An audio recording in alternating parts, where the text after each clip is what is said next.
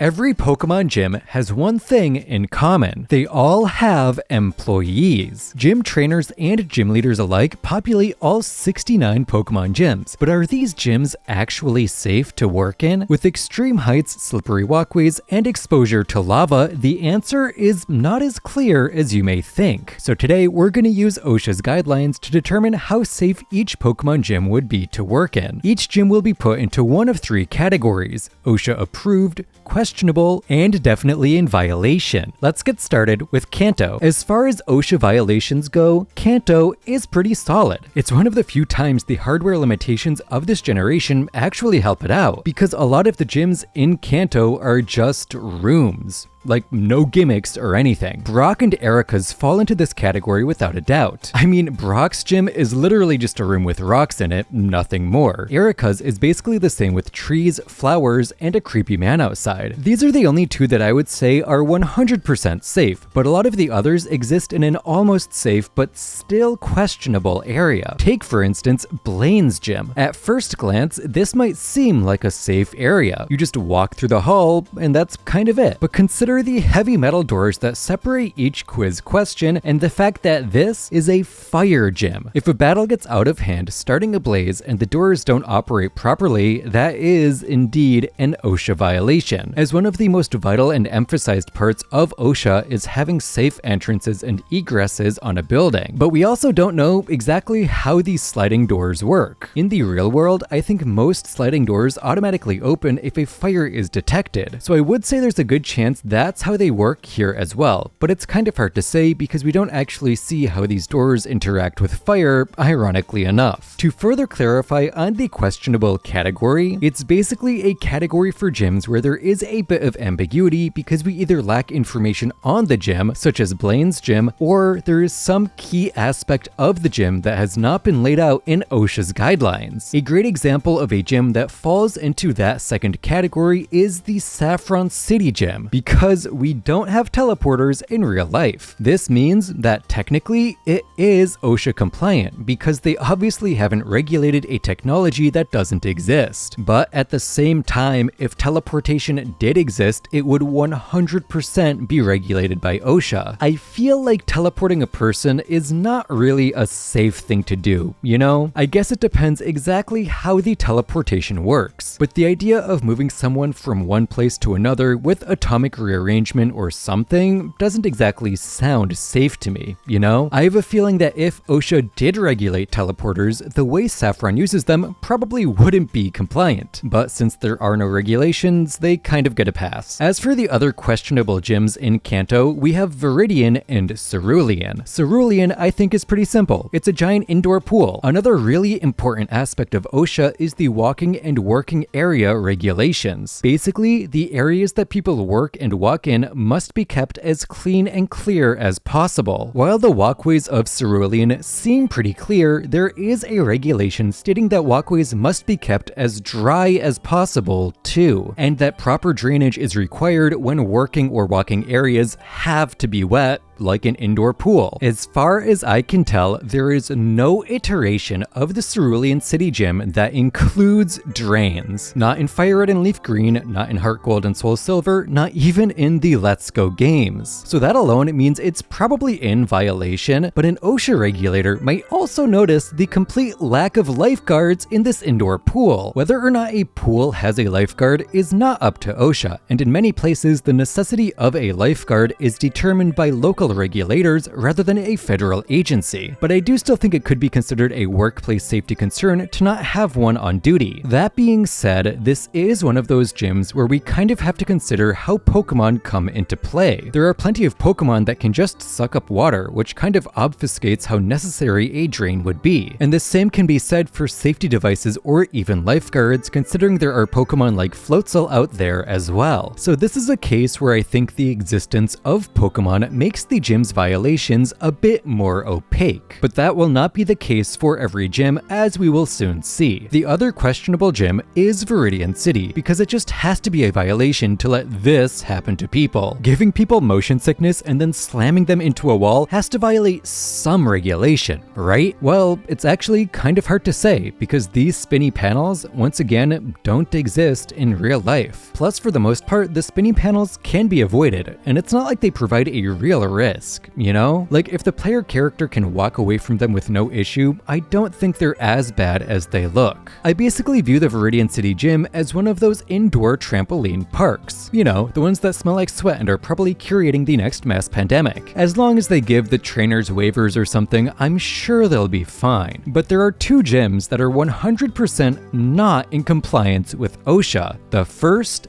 is Vermilion. There are like 10 different multi-page documents for regulating electricity in the OSHA guidelines, and nowhere in there does it say that it is okay to have two giant arcs of electricity inches from your employees. Like, this is literally a touch it and you're dead situation, and some old dude is just inches away from it. If an OSHA inspector came into this gym, it would just fail instantly. There is no hope that it could pass. The other one that's definitely not OSHA compliant is surprisingly Fuchsia City. This is because one of the regulations in the walking working surfaces section is that walkways must be clear and clean, and Fuchsia's walkways might just be a little bit too clear. All walkways must be free of hazards, including protrusions. I don't know about you, but an invisible wall sounds quite a bit like a protrusion in a walkway to me. This gym is another place where having easy access to entrances and exits is really important. A fire breaking out here would 1000% end up in disaster, with people getting stuck in the invisible maze. It actually sounds like such an awful way to go, being able to see the exit feet in front of your face, but being unable to get there because of the walls around you.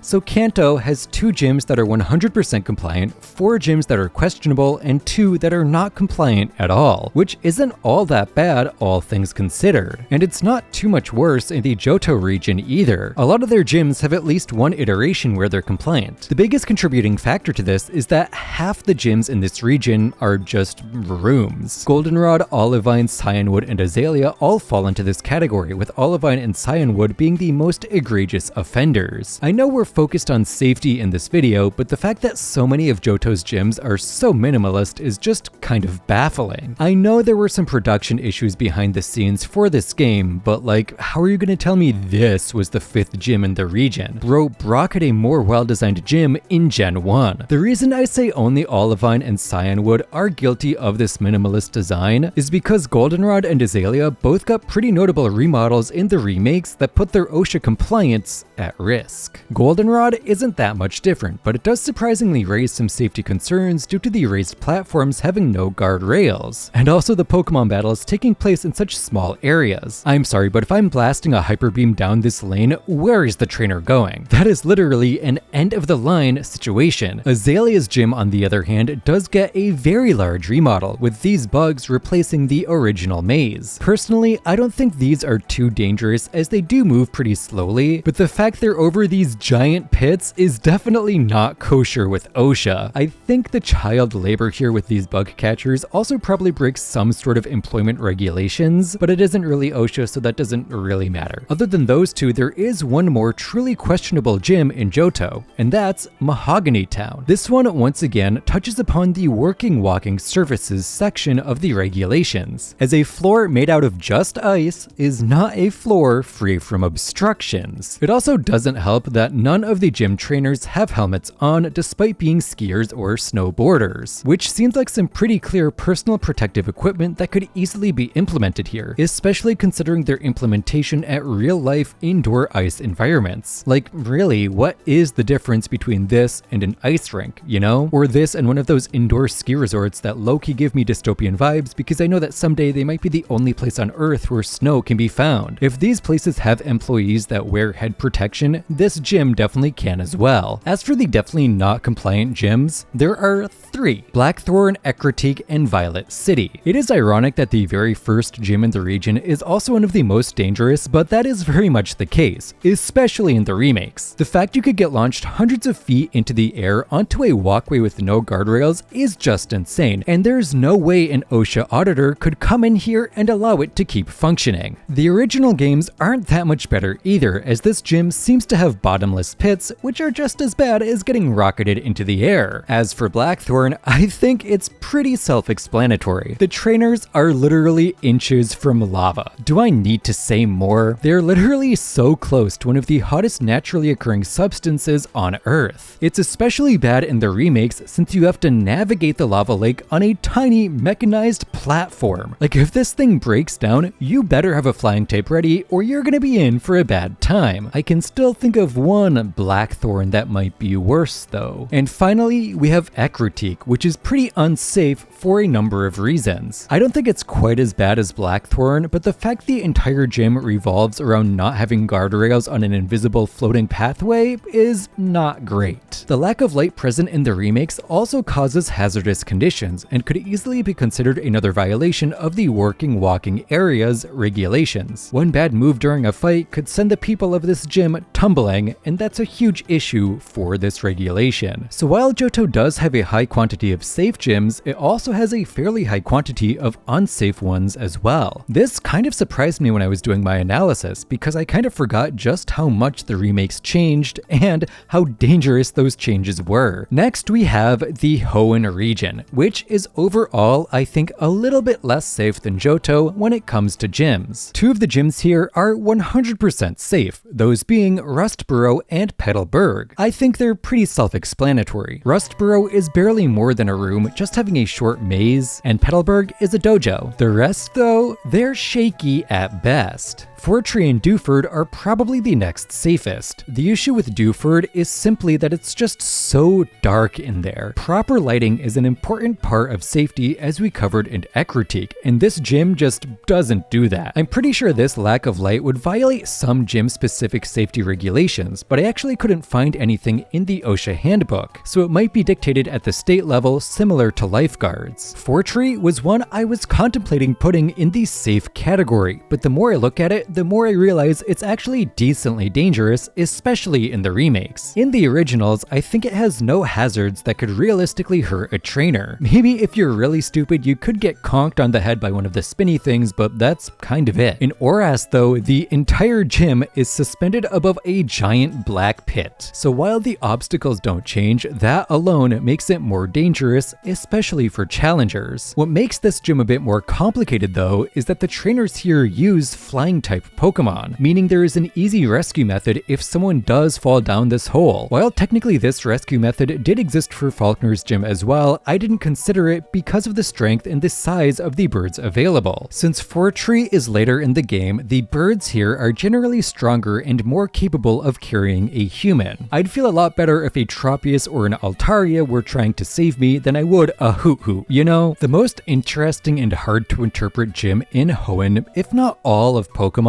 is the Moss Deep City gym. This gym has been reworked so many times. Originally, it was a massive tile spinning puzzle, which, like Viridian, would have been questionable at best. Then it became a teleporter puzzle in Emerald, which, much like Saffron, is questionable because we don't have any regulations on a technology that does not exist. And finally, in Oras, it became this weird path switching gimmick where the player floats on an invisible force that switches between these platforms. This last one is also like Saffron, as this kind of technology doesn't exist and therefore is not regulated. But it doesn't seem safe. Like, what happens if this breaks? Does the trainer just fall to their death? Is there a way back up? Also, what's holding these stones here? And where are the guardrails? This gym is just all around weird, which is why I'm putting it in the questionable tier, as I don't know exactly how to feel about it. As for gyms with violations, there are three that I think are 100% guilty: Mauville, Lava Ridge, and Sutopolis City. Mauville is pretty self-explanatory, I think. We already established with Vermilion that having unprotected currents of electricity arcing through the air right next to employees is 1000% a violation, and Mauville is way worse than Vermilion. Not only are there far more walls of electricity, but they can also be easily swapped on and off en masse by anyone in the gym. What happens if a trainer accidentally steps on a switch while someone is between these two poles? Well, whatever it is, it's it's probably not good. That sounds like a recipe for death to me. Another really unsafe one is Lava Ridge, and for a very unique reason up to this point, as it has man lifts, which are basically elevators. They're not exactly man lifts since they're really geysers, but I think it's close enough considering their function. Man lifts have a lot of regulations, most of them regarding guardrails to keep the people using them safe. These lifts in Lava Ridge have nothing of the sort. They're completely and wholly naked. That alone makes this gym non-compliant, but I think these man lifts also violate the rate speed regulations, as there are limits to top speeds for lifts as well as limits for acceleration, both of which are broken by these. I think there are also probably some issues here with ventilation, especially considering the amount of smoke produced by these fire-type Pokemon, but I did not have all that much time to read up on the ventilation portion of the OSHA guidelines, and we also can't see the ceiling in this gym, so really, who knows what's up there. And finally, Sootopolis City is not safe either. Genuinely, like 1/3 of OSHA's guidelines are about fall prevention. And what happens if you fail the Sootopolis City puzzle? You fall what seems to be a pretty far distance. This is an OSHA violation in so many ways, it would take me like an hour to list out all the rules it violates. But fall prevention violations are not the only kind of violations Sootopolis makes, as it also makes work and walking space violations because the surface you walk on is not 100% safe either. This entire gym is just a walking OSHA violation. Also, are we going to talk about how it's only women in the basement of this gym? No? Okay, in that case, let's move on to the Sinnoh region. As a whole, the Sinnoh region is safer than Hoenn, but not by that much. It has 3 safe gyms rather than 2, those being Orberg, Eterna, and Hearthome. All 3 of these are pretty much just walk-through gyms, so they're all pretty safe. Even in Platinum, where Eterna got a facelift, the gym is still very safe. Maybe a bit less safe, but like even if trainers fall off this spinning flower, they fall like a foot into a bed of flowers. They'll be fine. Hearthome, you could argue, is unsafe due to the exposed man lifts, but they're not as bad as some of the other lifts we see, and the rest of the gym is so unbelievably safe that I feel fine edging it into the safe category, especially since it got a bit safer in Platinum with its renovation. There is still a bit of danger here because of the darkness, similarly to Dewford, so I think it's the most questionable out of the gyms that I would consider safe. As for the definitely questionable gyms, there's Pastoria and Veilstone. Pastoria is basically the same as Cerulean, just on steroids. However, unlike Cerulean, Pastoria 100% has some forms of drainage, as the whole gimmick of the gym is changing the level of the water. It's actually one of my favorite gyms from a gameplay perspective, but that's besides the point. The reason I'm putting this in questionable is more for the methods of drainage used, as the rapid draining and filling could cause issues for trainers caught off guard. If someone is in the water and gets trapped against a drain as it's draining, that's bad news. But at the same time, we don't see any trainers in the water here, and you can't use the Surf HM until after this gym in either game, so it's hard to say if this would be a serious concern. There's also these floating platforms which could cause issues if you get stuck underneath one as the water is descending, but again, we don't know how heavy these actually are, so it's hard to say what danger they really pose. They appear to be wood, but they could just be some tubing or plastic fashioned to look like wood, you know? Veilstone is also a weird one because it's another gym that changes between games, with the original as being a weird boxing gym and the Platinum version having a puzzle involving pushing punching bags around. This one definitely isn't OSHA approved. Again, walkways must be clear, so having these punching bags blasting up and down these aisles isn't exactly safe. Frankly, I think having stacks of tires and other stuff around isn't great either, but I think the original is fairly safe. The sliding doors might pose some safety issues, but I think the walls in here are generally small enough that it might not matter. Also, it's definitely not good gym etiquette to leave so much stuff randomly lying about, but that's besides the point. That means the unsafe gyms are, in my opinion, Sunyshore, Canalave, and Snowpoint. Canalave is the easiest to understand. These elevators are absolutely an OSHA violation. They're the clearest violation we've seen all day. This kind of lift needs guardrails, not only on the lift itself, but on the landing platforms as well, so no one falls in the holes when the elevators aren't there. I think Canalave is especially egregious because the gym is obviously based on a construction site, yet there are so many violations. Like, the lift situation is bad enough on its own, but there's also so many trainers without proper protective equipment, and the quality of the support structures and reinforcement I think are quite suspicious as well. It's just all around bad. Sunny Shore is also pretty self-explanatory. Having this much exposed electrical work is bad enough on its own, but these gears are a Final Destination style death waiting to happen. You take a fall down these stairs and into a gear while someone steps on a switch and it's bye-bye. I also feel like it's a bad idea to have so many electric-type Pokemon around electric-powered mechanisms like this, considering the gears probably have a limit on how much power they can sustain before they go haywire. But I don't think that aspect is really regulated by OSHA, considering Pokemon don't exist, for better or for worse. And finally,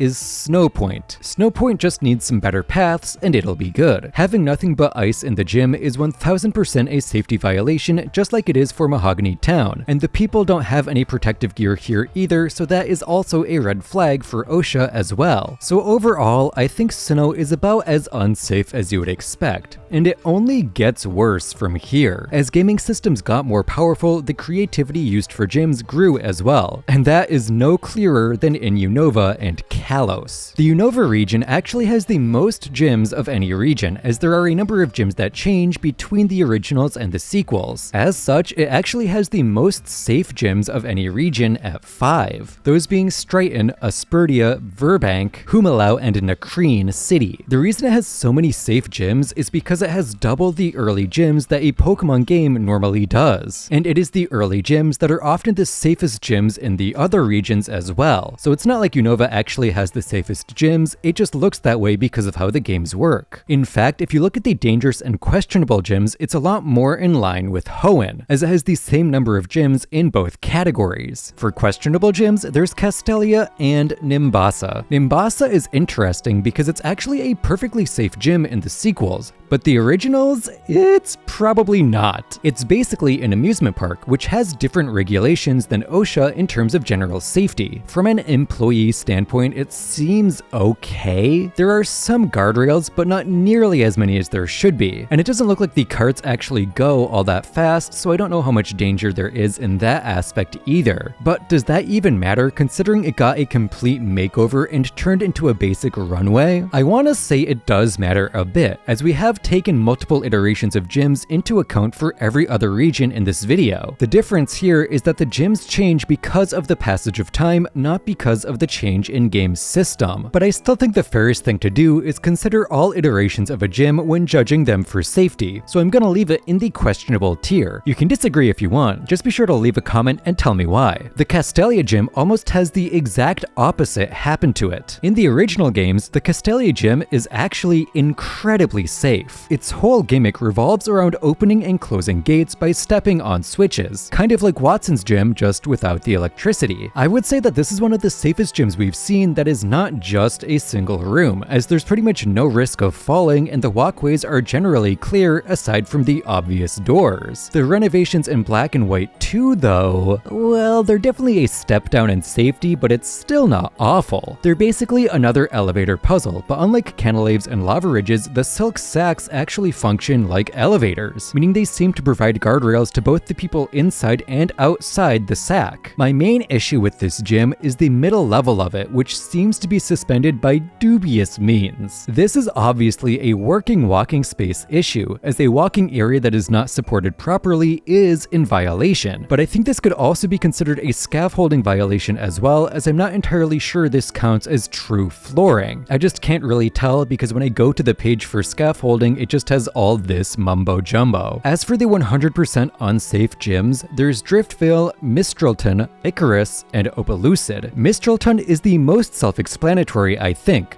Both versions are highly dangerous. The whole gimmick for Black and White 2 is getting blown away by wind on areas without guardrails. And in the originals, you literally get shot out of a cannon. Even Lava Ridge's geysers were safer than this, which is really saying something. Icarus City is another ice city, and it actually is one of my favorite gym designs overall. One of its coolest features is this jump, which is also the main reason it's not safe. You're making trainers jump over an enormous gap above a pit who knows how deep, and it's made out of ice. What happens if this ramp gets a little bit too warm? It's probably not good, whatever it is. Add to this the other issues that are typical for ice gyms, like the lack of personal protective equipment and the almost non-existent safe walkways, and I don't think I need to go in depth on why this gym is not passing its inspection. Opelucid has two main issues, the first of which is simply the height that everything takes place at, but it also runs into issues in the powered platforms section as well. Much like manlifts, powered platforms require guardrails for those on board, and Opelucid City has zero. This is especially an issue in the sequels when you're basically on two giant dragons that are fighting, but the originals aren't that much better due to the lack of guardrails and the slim fighting areas. And the final gym we have to talk about in the Unova region is Driftvale. Both iterations of this gym are pretty unsafe, all things considered. The original has a bunch of manlifts and powered platforms with poor safety mechanisms, and in the sequels, the gym is just so incredibly dark that much like the other dark gyms, it's just not that safe. But Driftvale is actually quite a bit worse than gyms like Dewford, because not only is it super dark, but the player is also surrounded by heavy machinery. That is just a recipe for disaster, I'm sorry. A trainer could take a wrong step because they can't see, and suddenly they turn into that guy from the 2012 movie. That's not good if you ask me. And the final region with normal gyms is Kalos. Yes, we will still talk about the 3 irregular regions, just give me a second to get there. I'm not entirely sure what the jump to 3D did to the devs of Pokemon, but they went insane in this region. Only 2 of the gyms are truly safe, Snowbell and Lumiose. Snowbell is simple, the platforms are wide and the structure is sound. Lumiose is also safe, as long as you can ignore the fact that the entire building is a weapon of mass destruction just waiting to pop. But the gym itself is safe, barring some crazy circumstances. The rest of the gyms are questionable at best, but even questionable is generous for a lot of them. Santaloon is on the lower end of that spectrum, but it truly is questionable because we have to question the strength of this spider web. It very well could be strong and solid because it is a spider web, but I'm still a little bit sus on it. Like, the way it bounces and moves just makes me feel like it might not be structurally sound, even if it is. Another questionable one is the Laver City Gym. This one is literally just the Saffron City teleport puzzle, but in 3D. Like, I'm not even joking, that's it. So for the same reasons as Saffron, this one has to be questionable as well. I might even argue that this is slightly more questionable because the rooms are a lot more cluttered, meaning the gym has more walking working space violations than Saffron would. Then there's Shellor and Silage, which are interesting because their gyms are based on IRL activity spaces, a roller rink and a rock gym respectively. I want to say these aren't safe, but at least in the Shellor City Gym, the trainers are dressed with proper equipment, as they all have helmets and knee pads. But for Silage, that's not really the case. I'm sorry, but if a climber falls from this wall, that's just kinda GG. Like, there's no way you survive that without an injury, and it doesn't exactly look like there's any nets or anything to prevent a trainer from falling even further. But at the same time, the rock gyms I see IRL rarely have safety equipment for bouldering aside from the mats at the bottom. Like, seriously, how is it safe to be this high up without a harness or something? So these two get the questionable tier because the real life equivalents are so questionable but are still allowed to function, if that makes sense. And lastly, we have Anistar City, which is absolutely not safe. It is so unsafe actually. It's just a thin maze like 20 feet above the gym leader. This is obviously dangerous for the same reasons as gyms like Opelucid and Azalea, but I think it might be even worse considering how so many psychic attacks revolve around moving the opponent with their mind. Like, what happens if you get pushed off and don't land on one of the lower platforms? Do you just get sucked into the star at the center of the gym and die? Does it spit you out at the beginning? Obviously, we never get an answer to this because our protagonist character has impeccable balance, but still, I just have to assume that trainers getting pushed off these platforms is a regular occurrence, unless all the psychic type trainers in here are secretly keeping invisible walls up. But in that case, it would still kind of be a safety hazard because guardrails and protective structures need to be easy to see. Kalos is, without a doubt, the most unsafe region when it comes to gyms. Not only does it have the fewest safe gyms, but I feel like the dangers of the non-compliant gyms are a lot worse here than the other regions thanks to the additions of true 3D environments. From here on out though, it gets kind of weird. It was at this point that the Pokemon Company started to mess with the formula regarding progression for Pokemon, and as such, the standardization of gyms and the Pokemon League just kind of end here. And for the most part, I think OSHA's job would end here as well. Let's talk about these regions so you can see what I mean. First up is Alola. Alola has no gyms.